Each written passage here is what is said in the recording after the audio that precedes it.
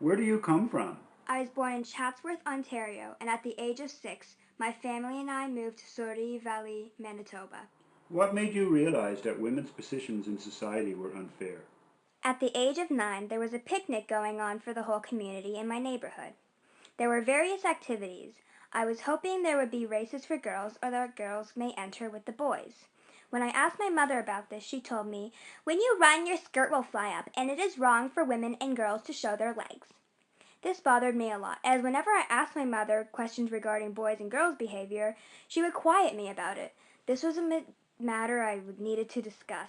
Why did you think the British North American Act was unfair to women? In the act, it addressed that all persons had the right to vote, but it only defined the term persons as men.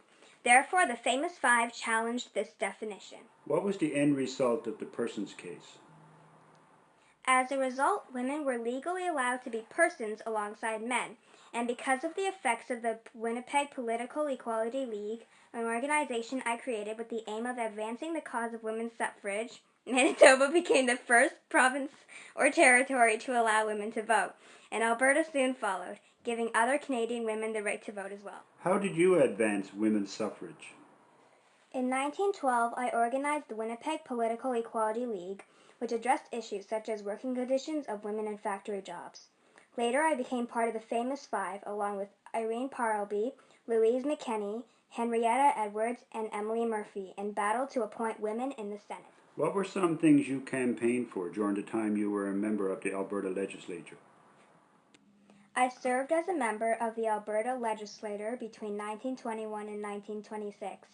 I actively campaigned for mothers' allowances, birth control, free medical and dental treatment for school children, public health regulations, temperance, and the right of women. I as well campaigned for fairer property rights for women and the rights of women in divorce. What sparked your interest in the women's suffrage movement? I joined the Women's Christian Temperance Union, also known as WCTU, to help stop the problems associated with alcohol abuse, and this led me to a passionate interest in the women's suffrage movement as well. I ended up joining a lot of reform groups which focused on the advancement of the movement. What were some of your hobbies? I've had many jobs over the course of my career, including teacher, speaker, politician, and activist, but my most beloved passion was writing. Did you fight for others' rights as well during World War II? If so, what are they?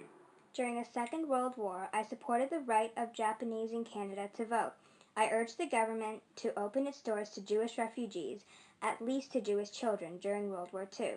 I spoke and wrote about the need for equal pay for women in the workplace and advocated for the ordination of women in the Methodist Church and later in the United Church. Were you worried about women's roles in Canadian society during World War II? During World War II, I was mainly worried about women losing their jobs once the war was over, and so I wrote in favor for equal pay for women. What was your early childhood like? I was the youngest daughter in my family. My father is an Irish immigrant, farmer, and a Methodist, and my mother is Scottish. I worked in my father's farm, but the farm failed and my family moved to Manitoba. I received 6 years of formal education and did not learn to read until I was 10. Were you part of any other movements other than the female suffrage? Yes, in Alberta, I continued to fight for prohibition, doer rights for women, factory safety legislation, and many other reforms. Do you have another career besides being an author, activist, and a politician? I do. My fame as an author led me to be a public speaker. After the success of my first book, I began to speak about my writing. Soon I was in demand as an entertainer in Manitoba. As the news spread, I was asked to tour other provinces and many areas of the United States. I continued to be in demand as a speaker well into my late 60s. Did you ever think of being free of politics? I believed that once I settled in Edmonton, I would go back to my writing and be free of politics. I began writing and made new friends who were involved in organizations such as the Edmonton Equal Franchise League and the Women's Press Club, and very quickly I pulled into their work, fighting for the vote in Alberta.